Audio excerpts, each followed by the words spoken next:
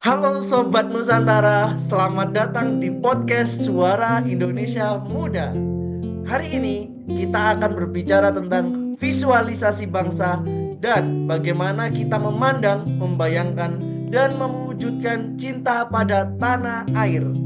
Dengan saya, Arif, dan sudah hadir 4 sahabatku yang luar biasa. Mungkin dari Mbak Mailan bisa memperkenalkan diri dulu.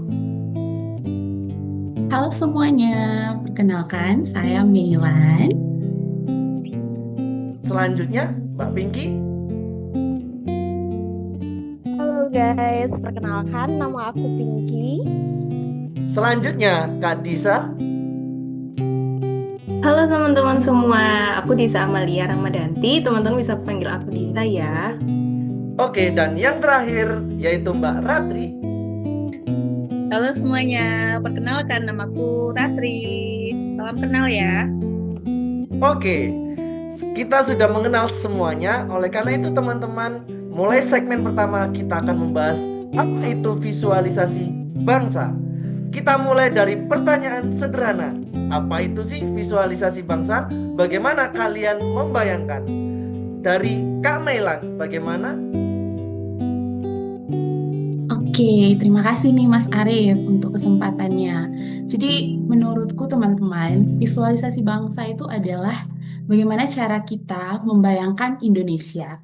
Nah, bukan cuman lewat peta, lewat bendera, tapi bagaimana kita bisa merasakan dan juga nilai-nilai dan mimpi kita tentang negeri kita tercinta ini. Nah, itu dari saya, Mas Arief. Mungkin dari teman-teman yang lain nih. Oke, dari Mbak Mailan seperti itu. Sekarang coba nih, Mbak Ratri, bagaimana? Oke, makasih ya Mas Ari pertanyaannya. Kalau aku sih membayangkan Indonesia itu seperti apa ya, kanvas besar gitu ya Mas. Ada ribuan warna, suku, budaya, bahasa, dan semuanya itu bersatu padu jadi kayak lukisan indah gitu yang tak tergantikan. Gitu Oke, Mas. siap, siap. Sekarang habis dari Mbak Ratri, coba nih Mbak Pinky. Bagaimana Mbak Pinky? Oke Mas Arif, kalau menurutku ya visuali bangsa itu muncul dari simbol-simbol sederhana. Contohnya nih kayak batik yang aku pakai. Kalau kan kita pakai batik di luar, pasti orang-orang ngira, ih itu batik dari Indonesia. Terus lagu-lagu daerahnya, sampai aroma kuliner Nusantaranya pun semua itu menghadirkan warna Indonesia. Kayak gitu Mas Arif. Wah, keren banget nih. Selanjutnya, habis dari Mbak Pinky, sekarang yang terakhir dari Mbak Disa. Bagaimana Mbak Disa? Menurut Mbak Disa? Oke Mas Arief, kalau bagiku sih ya visuali bangsa itu adalah tentang harapan kita itu gimana terhadap bangsa Indonesia. Misalkan kalau dari aku nih, aku harapanku nih Indonesia itu maju, adil, terus juga tetap memegang jati diri bangsanya gitu. Wah, keren banget nih dari 4 sahabat saya yang menjelaskan teman-teman. Intinya, visualisasi bangsa bukan cuma citra luar aja, tapi juga cita-cita dalam hati kita. Oleh karena itu, kita sudah masuk ke segmen kedua, yaitu menggugah cinta tanah air. Gini teman-teman, kalau ngomong cinta tanah air, apa sih hal yang bikin kalian merasa bangga banget jadi orang Indonesia? Dari Kak Melan, bagaimana Kak tanggapannya? Wah, luar biasa sekali ya pertanyaannya Mas Arief. Nah, kalau aku sih Mas Arief, untuk berbicara tentang cinta tanah air, aku tuh selalu terharu. Terharu saat mendengar lagu-lagu kebangsaan negeri kita. Aku juga sering kalau misalnya denger lagu kebangsaan tuh ya, terasa merinding, kayak diingatkan kembali gitu bagaimana perjuangan para pahlawan kita untuk memerdekakan Indonesia tercinta ini loh. Itu sangat membuatku gimana ya, luar biasa sekali itu perjuangan daripada para pahlawan kita. Mereka sangat cinta dengan tanah air Indonesia, makanya kita juga harus berupaya untuk mencintai tanah air kita Indonesia. Kalau aku sih gitu Mas Arief. Oke, sangat luar biasa dari tanggapan Mbak Melan. Coba sekarang nih, Mbak Ratri, bagaimana tanggapannya Mbak Ratri? Oke Mas Arif, kalau aku sih lebih terpesona sama budaya kita gitu ya Mas ya. Bayangkan ada ratusan bahasa daerahnya aja udah banyak banget gitu ya. Ada bahasa Jawa, bahasa Sunda, bahasa Madura, bahasa Bali kan banyak banget ya. Terus pakaian adatnya juga banyak gitu kan. Apa ya, unik-unik gitu loh Mas pakaiannya tuh. Terus tariannya juga beraneka ragam gitu kan. Terus ada upacara tradisi tiap daerahnya itu kan keren gitu ya. Sedangkan bangsa lain mungkin ya banyak tapi kayaknya nggak sebanyak bangsa kita. Itu kan bikin kita tuh kayak bangga gitu loh. Itu kan suatu warisan yang nggak ternilai gitu ya. Gitu sih Mas kalau dari aku ya. Makasih Mas. Terima kasih kembali Mbak Ratri. Wah, luar biasa ya. Coba sekarang nih Mbak Pinky, bagaimana nih tanggapannya? Ya Mas Arif, jadi bener-bener Indonesia ini emang kaya banget ya dari budaya, alam yang indah, sampai keramahan penduduknya yang bisa membuat semua orang jatuh cinta. Semua kekayaan alam di Indonesia tuh ada. Mau gunung Merapi, Gunung Bromo ada. Mau pantai, banyak banget Mas. Siapa sih yang nggak pengen ke Bali ya kan? Belum lagi Raja Ampat, Danau Toba dan seterusnya. Nah ini tuh kekayaan alam yang kita punya, yang membuat kita jatuh cinta nih sama bangsa Indonesia. Luar biasa sekali tanggapan dari Mbak Pinky. Sekarang nih sahabat yang terakhir, yaitu Kak Disa. Coba nih tanggapannya bagaimana? Kalau aku sih ya Mas, aku tuh lebih seneng dan jatuh cinta gitu sama sikap dari warga negara Indonesia. Salah satunya itu adalah sikap gotong royong. Contohnya nih, misalkan pas ada musibah gitu ya, misalkan di suatu daerah ada bencana alam gitu. Nah, orang-orang yang di daerah lain tuh pada gercep gitu loh. Dia tuh udah galang dana, open donasi, gitu-gitu buat bantuin daerah itu. Jadi Indonesia ini persatuannya kuat banget dan mereka ini ya saling bantunya itu juga terus ada gitu, rasa kemanusiaannya itu besar banget gitu. Jadi itu juga yang bikin bangsa ini tetap kokoh. Luar biasa sekali jawaban dari Kak Disa. Oke teman-teman Sobat Media Nusa dan Bangsa ya. Jadi jelas ya, cinta tanah air bisa tumbuh dari musik, budaya alam, bahkan dari sikap saling peduli. Sehingga dari itu semua kita sudah masuk ke segmen ketiga, yaitu terkait dengan tantangan generasi muda. Oke teman-teman, menurut teman-teman nih, cinta tanah air itu kan sering diuji. Menurut kalian, apa sih tantangan yang kita hadapi sebagai generasi muda ini? Dari Kak Mailan lagi, gimana Kak tanggapannya? Oke Mas Arif, terima kasih banyak nih untuk pertanyaan yang sangat membuat kita pun gelisah mendengarnya. Jadi gini ya Mas Arif, kalau untuk tantangan yang kita hadapi, salah satunya yang aku pikirkan adalah tentang globalisasi.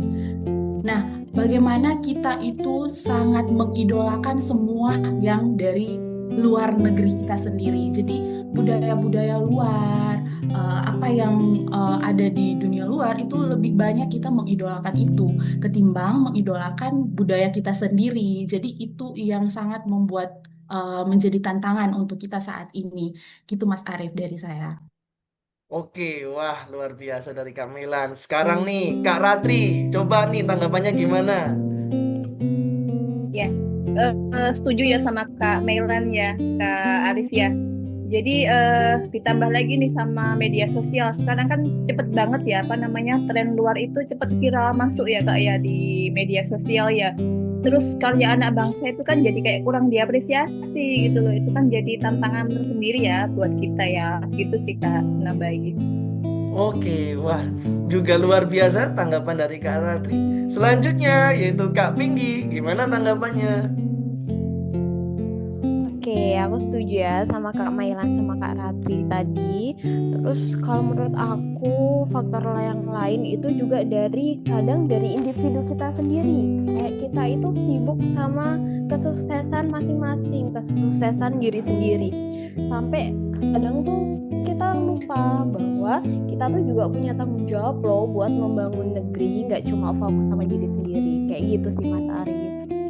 Oke, terima kasih Mbak Pinky. Sekarang nih sahabat terakhir saya yaitu Kak Disa. Gimana Kak Disa tanggapannya? Kalau dari aku sih Mas, sekarang kan akses informasi itu cepet ya. Semua orang pada punya gadget, dari ibu-ibu, bapak-bapak, adik-adik kita pun, bahkan sampai anak-anak kecil pun sekarang udah pegang gadget gitu. Nah, sekarang dari banyaknya penggunaan gadget itu, informasi yang diterima kan banyak ya. Nah, banyak banget hoax-hoax di luar sana, dengan ini diikuti juga adanya ujaran kebencian. Nah, jadi kalau misalkan kita nggak pinter-pinter nih dalam memilih dan memilah informasi yang masuk, kita tuh bisa terpengaruh. Terpengaruhnya ke arah negatif. Jadi apa? Kita nanti bisa terbawa hoax-hoax itu. Nah, jadi kita harus tambah ilmu kita, harus pinter-pinter dalam menyaring informasi gitu. Nah, dan jangan lupa juga kita harus menerapkan etika bermedia sosial nih. Kita nggak boleh dikit-dikit ngehujat orang, dikit-dikit ngejudge orang gitu. Diperhatikan jempolnya gitu dalam ngetik-ngetik komen gitu. Setuju banget tanggapan dari Kak Disa dan teman-teman lainnya. Jadi ya, tantangan itu bukan berarti kita harus pesimis ya. Justru disitulah kita diuji apakah kita bisa tetap menjaga rasa cinta tanah air. Oke teman-teman, kita lanjut ke segmen berikutnya yaitu segmen keempat. Ya, segmen keempat adalah aksi nyata bangga berbangsa. Ya, nah sekarang teman-teman aku mau tanya, menurut kalian apa aksi nyata yang bisa kita lakukan buat menunjukkan cinta tanah air di zaman sekarang nih? Mau, mau coba tanggapannya dari Kak Meilan, gimana Kak tanggapannya Kak? Oke, Mas Arif. Nah, kalau untuk kenapa sampai aku cinta sama tanah airku dan apa yang harus aku lakukan? Nah, yang pertama itu mulai dari hal yang kecil dulu nih. Contohnya, aku pakai produk hasil buatan tangan anak negeri sendiri. Terus itu juga sama saja dengan kita mendukung perekonomian daripada masyarakat di Indonesia. Nah, itu adalah salah satu contoh menunjukkan bahwa kita melakukan aksi nyata cinta tanah air Indonesia. Terima kasih Mas Arif. Wah, keren juga nih tanggapan Kak Meilan. Selanjutnya nih Kak Ratri, bagaimana tanggapannya Kak? Ya, kalau aku sih lebih ke pelestarian budaya ya Kak ya. Jadi kita bisa belajar mungkin tarian daerah, kemudian pakai batik gitu ya, bangga pakai batik gitu ya. Jadi melengkapi cinta produk lokal juga ya. Atau mungkin kita bisa juga membagikan konten-konten budaya Indonesia itu di media sosial. Jadi jangan hanya update status galau gitu ya karena Benar. udah ya. Kadang coba beralih ke ini aja, ke konten-konten budaya biar kita makin cinta sama tanah air kita gitu Kak. Wah, iya, baik Mbak Ratri, good. Oke, selanjutnya nih tanggapan dari Kak Pinky, gimana Kak Pinky? Oke, kalau dari aku mulai dari hal kecil kayak kita jaga lingkungan kita, misalkan nggak buang sampah sembarangan, terus hemat energi, sampai ikut kegiatan lingkungan. Kan kalau rumah kita bersih, kita pasti betah kan? Sama aja di Indonesia juga kayak gitu. Kita jaga nih lingkungannya biar kita tuh betah di negara sendiri. Seperti itu. Wah, luar biasa dari Kak Pinky. Yang terakhir ya, coba nih Kak Disa, bagaimana Kak Disa tanggapannya? Kalau dari aku nih Mas Arif, jadi kita tuh bisa kok mengkondisikan generasi muda itu untuk bijak dalam bermedsos gitu.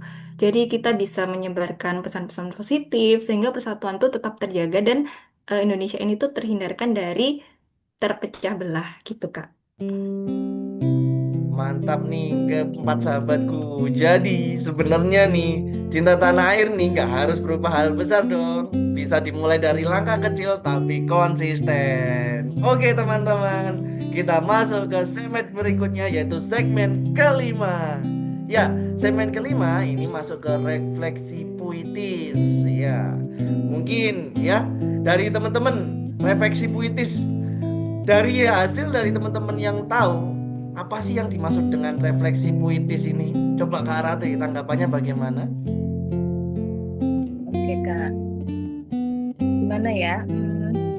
Bayangkan Indonesia dari Sabang hingga Merauke, laut biru yang membentang, hutan hijau yang rimbun, gunung yang gagah berdiri. Wah, keren refleksi puitisnya. Ini masuk dalam kategori nomor 1 kalau ikut lomba nih. Coba tanggapan Kak Mailan ya. Kak Mailan, coba Kak Wah, Mailan. bayangkan Indonesia, anak-anak sekolah yang tertawa, petani yang bekerja di sawah, dan nelayan yang menantang ombak demi kehidupan keluarganya. Wah, ini juga luar biasa juga puisinya ya. Oke, selanjutnya coba Kak Pinky nih. Gimana Kak Pinky? Oke, jadi bayangkan Indonesia, ribuan budaya dan suku yang berbeda, tapi satu rasa, yaitu Indonesia juga. Wah, ini juga refleksi puitis. Yang penting satu rasa, yaitu Indonesia. Dan yang terakhir, sama pula ya. Terakhir yaitu Kak Disa nih. Gimana Kak Disa? Bayangkan Indonesia, negeri yang kita cintai, yang perlu kita jaga agar tetap kokoh berdiri di masa depan. Wah, keren ya.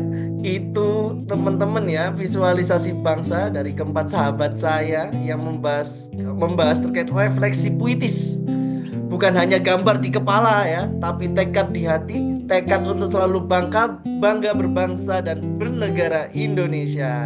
Oke teman-teman, jadi Sobat Nusantara, hari ini kita sudah ngobrol banyak tentang visualisasi bangsa, dari bagaimana kita membayangkan Indonesia, rasa cinta yang tumbuh, tantangan yang menghadang, sampai aksi yang nyata yang bisa kita lakukan. Mungkin tanggapan dari Kak Mailan itu gimana? Indonesia itu indah. Indonesia itu sangat kaya dan Indonesia penuh harapan. Oke, selanjutnya nih Kak Ratri bagaimana? Oke, cinta tanah air itu bukan sekedar kata, tapi harus dengan tindakan nyata. Wah, selanjutnya lagi Kak Pinky bagaimana Kak? Oke, jadi intinya mulai dari diri kita sendiri, sekecil apapun langkahnya, pasti akan membawa suatu perubahan yang besar jika dilakukan secara konsisten. Wih, keren. Dan yang terakhir Kak Disa, bagaimana Kak? Dengan cinta dan kebanggaan, kita bisa membuat Indonesia semakin maju. Wah, keren semua dari 4 sahabatku nih. Oke, Sobat Nusantara, mari kita terus bangga berbangsa dan bernegara Indonesia. Terima kasih sudah mendengarkan podcast Suara Indonesia Muda. Sampai jumpa di episode berikutnya. Bye-bye.